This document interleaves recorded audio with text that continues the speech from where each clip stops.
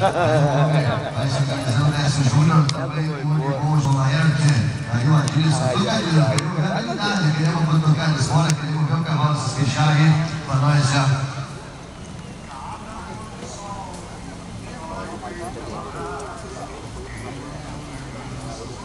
Sendo perto nesse então, assim, da onde é. Também temos o Vitor Santos, o Rodrigo Oliveira e o Padrinho e o Vinho do Milanês, da prova de Régia. Vamos até a 10, agora de Vitor mais.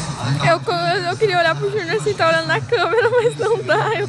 Eu perco o foco daí. Décio Júnior, Garrão da Serra, já vai ficando pronto também.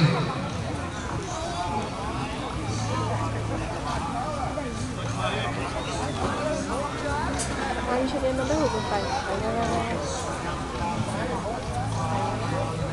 Aí, o Agílio Júnior já prova concluída nele, ela vai finalizar.